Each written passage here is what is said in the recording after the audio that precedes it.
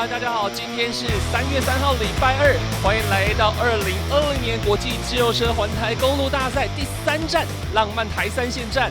我是今天主播孙才贤，在我身旁的是这一次的赛评张佑生张老师，孙哥早安。传前早，各位观众大家早。是，今天呢，我们来到这个浪漫台三线哦，也算是这个环台赛非常重要的皇后战啊。对。在今天的比赛当中呢，可能有很多的结局或者是很重要的衣服会在这一站是一个非常关键的比拼。没错，当然目前这个大家最关心的中华队的冯俊凯，现在是亚洲蓝山啊，而且总排名在第2位啊，等于说是黄山候选人。是，而且跟黄山的距离只有11秒的秒差，还是非常有机会来做竞争的。对，而且在他的地盘啊，中间要爬过这个苗栗的仙山啊，哇，这对他来讲算是有一些优势啊。是，这就是要看老司机的这个带路功力了。好，那现在呢，在我们的这起点这边呢，有非常多的表演活动正在进行哦。那也看到了，现在这个是舞狮的表演，是由台湾戏曲学院的学生呢，他们用武艺以及特技的表演，展现运动的力与美哦。好，今天是浪漫台三线，我们来看一下今天这条路线呢，会经过哪些漂亮的城市。国际自由车环台赛第3站浪漫台三线站，由内山公路台三线串联起新竹、苗栗、台中3县市的客庄聚落。像是在新竹峨眉的12寮湖光村，可以感受到漫漫生活节的艺术景观；在苗栗大窝川龙圳生态园区，能够在山林里的地景艺术之间穿梭，也可以前往狮潭体验一场旧时光的古道之旅。更能到台中东市的大毛埔来趟古朴的水圳探索之旅。充满客家意象的舞蹈，无论是服装或是肢体动作，充分展现客家的多元风情。台三线处处浪漫，邀请您来感受客庄独有的文化气息与丰沛涵养。那我们稍早有访问到了客委会的副主委杨长正副主委，来说听听他对于今年环台赛的期许。是我们连续第3年哈，在这个台三线哈举办这项比赛。那么这项比赛总共穿越了3个县市15个乡镇啊，我们认为是台湾站里面最漂亮的一站。那路线也是我们精选的哈。经过了台三线上面的古老的这个小镇哈，也经过最美丽的风景哈。那从运动的角度，大概最漂亮的弯道、最挑战的坡度哈，都在这一站里面可以看到。那事实上，经过的每一个点，大概也都是我们认为台三线上面风景最美的地方哈。所以我们希望透过 Eurosport 啊，透过现场的转播，在 YouTube 上面可以看得到。我们希望大家可以看到台三线这片土地的美好。那昨天在这个桃园站呢，到最后关头厮杀的相当激烈哦。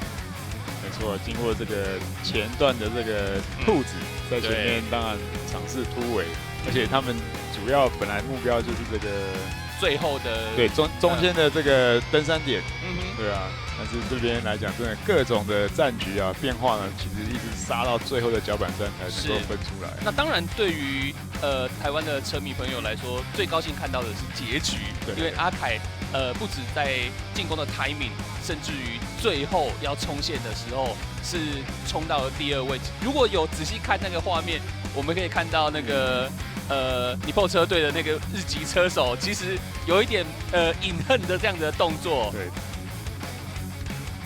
好，这里是昨天的单站成绩，莱恩是以2小时50分26秒成绩率先进终点，而冯俊凯呢，则是2小时50分33秒的成绩。那冯俊凯亚洲蓝山目前只领先第2位的2秒。中根英登，第三名是林慕龙。接下来的是绿山的成绩，在目前绿山冲刺王的领先依旧是100特车队的 Samuel，因为昨天第2站呢，这个山顶终点站是没有给这个绿山积分，所以他算稳坐这个绿山领先啊。那看到了 Eric Young， 就是我们昨天的黄山哦，其实他昨天是有点辛苦的，因为他出来自己顶峰顶了很久啊，等于说是出来做工啊。对，那成绩也掉到比较后面的位置。而现在的黄山呢，就是莱恩圣乔治队是澳洲圣乔治车队的莱恩所保持。那红点山其实也是他啦，不过今天因为一个人不能穿2件衣服嘛，所以今天红点山应该是会有这个第二位的美和居车队的选手来代穿这样子。好，我们接下来要来听听我们昨天各色山、今天领旗山的访问。首先当然是要来听听我们的黄山。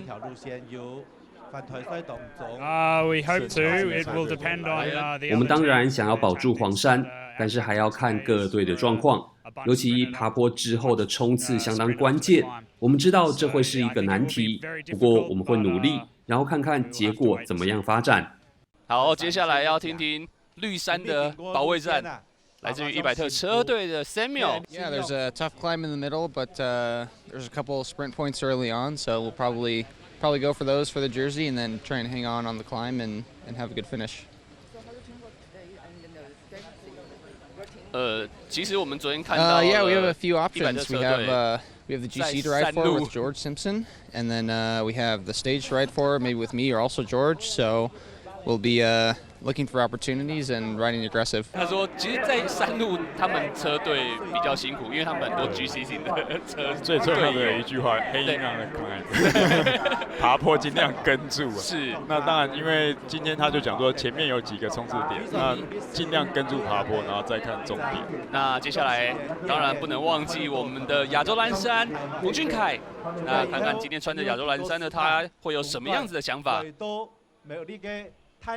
就主要几个路段，然后几个竞争对手，对是个关键。然后在比赛中就是要一直注意情况，因为比赛的变化可能蛮大的，所以最主要还是看我后面的竞争对手就是跟我有威胁的吧，这是第一点。然后再来就是线上的部分，因为其实前10几名的那个秒差还算都是蛮接近的，所以在那边应该会有蛮强的攻击，所以我们要随时保持警戒在那个地方。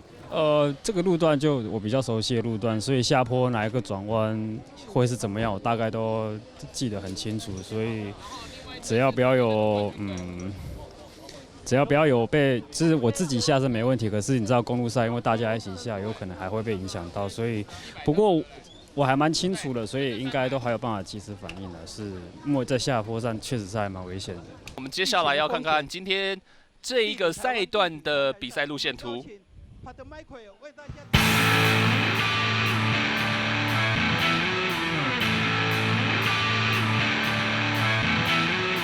年环台赛的第3站地名为浪漫台三线站。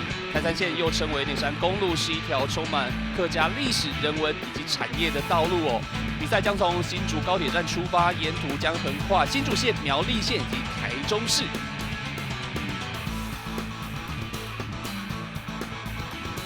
这一站的路线总长度是158.5公里，是今年环台赛距离第2长的赛段。沿途设有2个冲刺点以及2个登山点，分别是仙山的1级坡以及鲤鱼潭水库的2级坡。最后将会抵达终点台中的石冈旅客服务中心。那在今天这个158公里的赛段当中呢，当然有很多的挑战哦。在我们的画面上看到选手们已经从新竹高铁站出发，将由贵宾们来进行领旗的热身中立赛段。那今天的中立赛段呢，表定是2公里，所以并不是很长。所以呢，这个现在的情况呢，选手呢也是跟在后面，可以检查一下自己的车辆。途中共有2个冲刺。我们看到这个刚刚赛事总监已经这个在比这个一个手势呢，叫大家就是放缓。是这边因为没办法再多做绕圈，所以贵宾呢就变成就是停下来再做一个鸣枪。好，好，我们听到鸣枪，第3站浪漫台3线站正式的起跑。对啊，哎呦，起跑就马上有人攻击了，这个我们说这个不需要动能的，马上就先喷了。对，所以哇，大家对于场地赛一样，还有个又是奥地利绿高车队。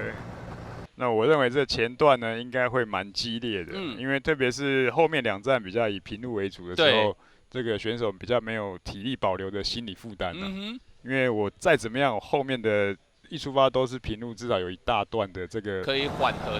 对，因为运动员的情况下，即便你昨天再累再酸，其实你大概一般的观众朋友其实也可以尝试看看，就是你前一天运动的很累，但是你隔天只要再缓和再持续的运动的大概20-30分钟之后，你慢慢就会状态变好，就是把身体热开，然后对你那个酸的感觉，那种代谢就比较不会那么影响到你的运动表现。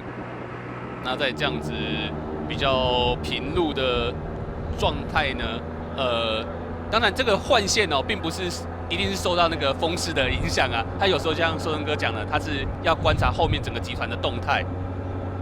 那其实我们今年也有准备这样子的动画，来让各位观众朋友们了解一下，就是说怎么样的时候呢，队伍会有什么样子的变化，尤其在受到风势的影响，我们来看一下这个动画。那么这个是自由车运动的一个最基本的一个精髓，就是说为什么说合作跟进攻？那原因在哪里？其实我们自由车比赛呢，最大的阻力就是风阻，风阻占了你身体占的风阻在70%，所以呢，它的阻力远比你的轮胎摩擦力要来得大。是，所以当在前面带头的时候呢，它就承受100%的风阻啊。那当然跟在第2位呢，可能就80%、70%一直降。所以轮到队伍的后面呢，你可以看到体力的消耗呢，从红色慢慢变成蓝色，在蓝色这边你就可以休息。那这边甚至你只要出60%的体力呢，就可以跟上这个队伍同样的速度。是，所以根据这个原理呢，当我们要做一个团队的进攻的时候呢，我们会把选手想进攻的选手基本上就会集结在前面，对，然后去做一个集结跟加速的动作。那这个时候呢，考虑的就是风向，特别如果有侧风，好像风从左边吹过来的时候呢，我们就靠右，因为在右边的后面呢就没有办法再闪躲这个风了。特别是风向是很斜侧风、强风的时候呢，基本上你要必须在你的选手的这个右后方，你才能够真正对，有那个躲到这个挡风的效果。那就变成前面的人他可以自己形成一个小组，再做一个轮替的动作，在前面带头，然后到后面休息。但是后面的选手他就跟前面的选手呢一样的费力。那当你调出这个集团的时候呢，你费力的程度就是你自己去承受了。是，那这就形成了这个距离的拉开跟断层。所以呢，到像平路最后冲刺的时候呢，更关键，我前面加的更快，就是列车出来，然后后面呢再做一个防守的动作。是，那尽量不要让别的队伍的人呢插进来。是，所以呢，把自己的冲刺手留到最好的位置啊。那这个就形成了一个，慢慢就形成一个优势。一个卡位的优势，然后这样子来让这个自己的 GC 选手呢有机会做最后终点的攻击。人多的时候， You got to step out from behind that bloke. Step out from behind him. He's slowing down. 然后在里头有看到中华队的身影，这是个好现象哦。对，里头有中华队，而且澳洲好像在这个教练团呢就在下指令啊。对。说着，100车车队也来了。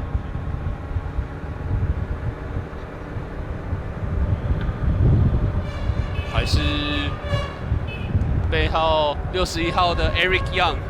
对 ，Eric Young， 昨天闷了。对，他的动作呢，就明显的是协防队友。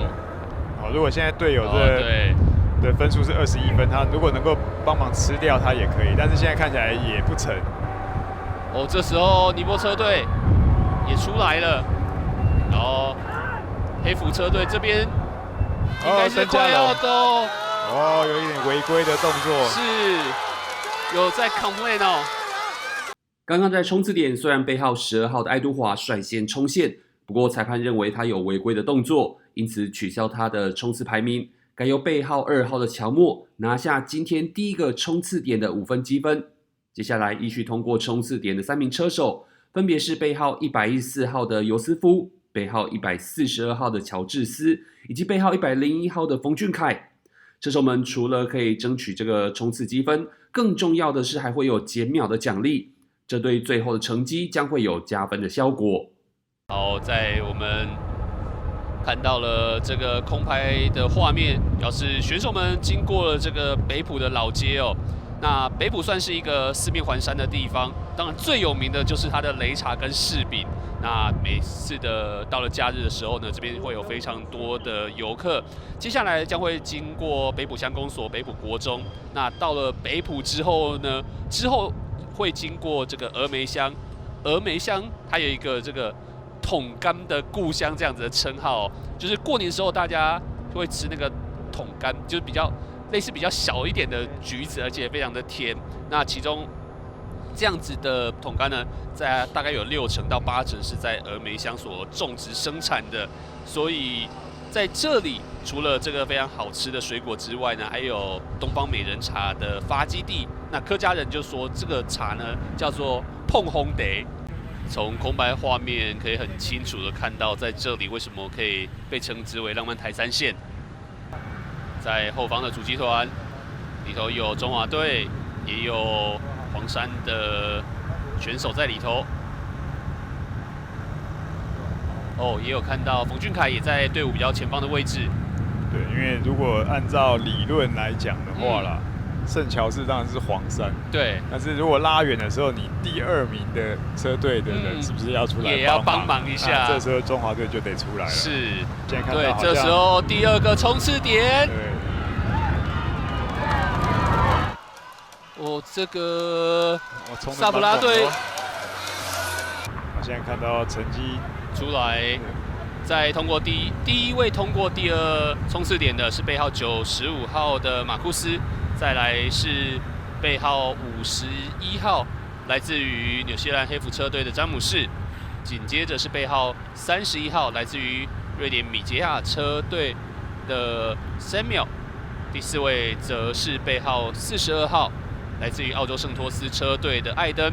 那这4名车手呢，也是目前在领先集团的人哦。经过南庄，也代表着距离今天第1个登山点不远了。选手们越来越有力嘛，那当然就是变成选手们的本身也更重要。哇，加油团！我这个妹妹有点不知所措。那数据的话，就收集回去再来分析，就等教练自己看就好。对，因为这个你到底尽力了没尽力了，所以现在的教练也很方便呢。你选手有偷懒，还是怎么样？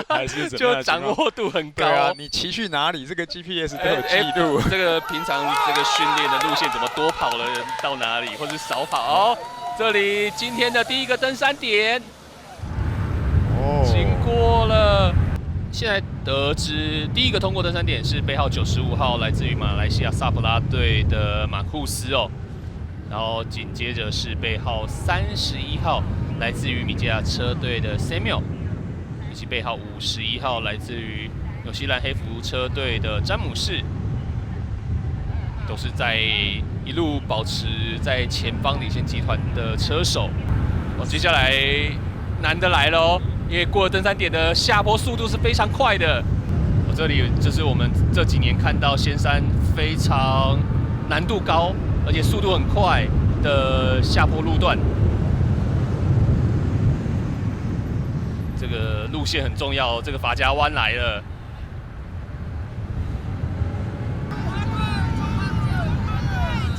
好，点这边，点这边。哦，看到这是帮阿凯的应援团啊！我们说了，这里就是阿凯的地盘。目前领先集团快要到这个，已经有很多人在等待的第2登山点，第1个2级坡。好，这是今天的第2个登山点要来了。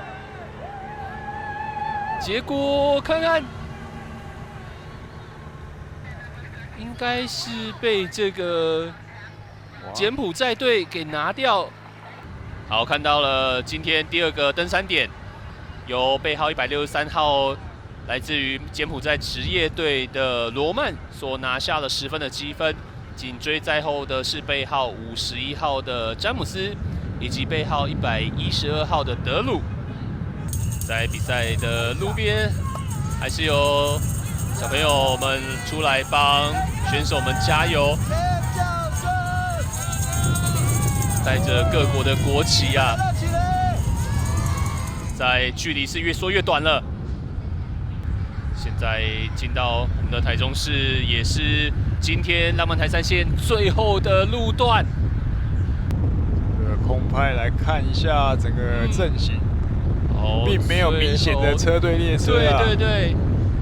因为经过前面的丘陵的折腾啊，这个各队的战力都损耗的差不多。这个时候整个散开来，看来右边还有一波进攻。是，那这时候真的是要跟对人啊。最后的400公尺，最后300公尺要准备转进来，这里石城路的部分，看最后，冯俊凯有在前面，冯俊凯有在前面，然后凯在第2排，有点被卡到，最后150公尺有没有机会？看到最后冲线，圣托斯。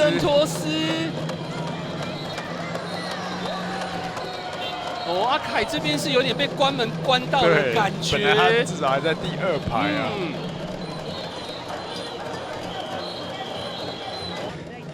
The team was great. We had a plan to get a few in the breakaway.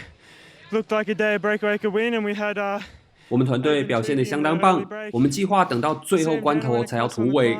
当大家提早发动攻势的时候，我有队友参与其中，而且我们在爬坡赛段努力紧咬不放，这让我有比较多的时间在集团当中休息。到了最后关头，我们的团队努力保持领先优势，然后给我相当好的冲刺机会。我们的团队策略算是相当成功。So yeah, team were awesome today, and I was happy to take the win here again. We have breaks. So they help a lot. 整个团队给我很大的帮助，这感觉有点疯狂。特别当所有人都在冲刺的时候，我们要努力保持在集团前方，才能够有这样的结果。Thank you. Cheers. Cheers. Thank you. 其实真的很疲惫，一直在转气声哦，真现场嘞。没有错，因为他有说到，其实他们一直想要在这个登山段做出一些事情来，但是计划赶不上变化，他们改变了整个战术系统，那也维持在比较前段的位置，让他在这个集团当中获得了比较多喘息的机会，来埋伏最后的攻击啊。对，他还是一个标准的一个战法，就是他有队友在领先群，所以他们在主集团的压力他减小。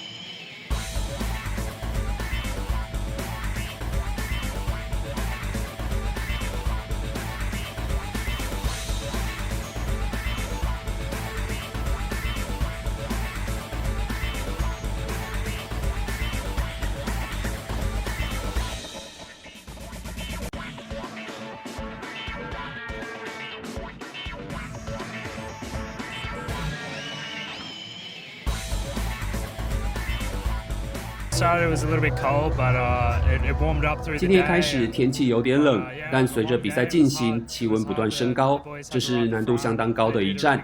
我的队友在集团前方做了很多功，但是最后冲刺阶段还是要各凭本事。所幸我们还是抓回了逃脱的兔子，以大集团冲线模式为比赛画下句点，这样我们才能够惊险保住黄山。接下来战局还是有很多的变数，而且明天又是距离很长的赛段，我们今天晚上可得做好准备。整段就是主要是以守护蓝山为主要，然后在前半段突围集团出去之后，前半段跟后半段苏宇明跟邵轩就为我做一个领骑的动作，然后志浩跟洪元堂就是守在我旁边，最主要是为了要补给啊，或是有一些临时的状况之下，可能会有一些假如说爆胎啊之类什么，就是他们可以及时的协助我，所以今天团队工作表现的都很好。这对我来说是个忧喜参半的结果，我不知道为什么意外就是这样的发生。当时我是想要往左边走，但意外还是到来。我不知道明天能不能够顺利的出赛。虽然很高兴能够穿上红点衫，但是要保住这件衣服实在不容易。我不知道接下来会有多少变数，我只想要努力的完成比赛。那当然也非常感谢各位观众朋友们持续锁定我们非常精彩的环台赛，今天第3站。那明天我们将要到国境之南的屏东，相信天气可能会更炎热。然后不要忘记，我们今天有送给大家小熊，对，这个蓝山小熊哦。所以如果你还没有留言，要赶快在等一下结束之后就没有机会了，要到这个我们官方的脸书粉丝团上来留言。也非常谢谢各位观众朋友的观赏，以及非常谢谢寿成哥来帮我们做讲评。那我们明天第4站屏东站再见喽，拜拜，拜拜。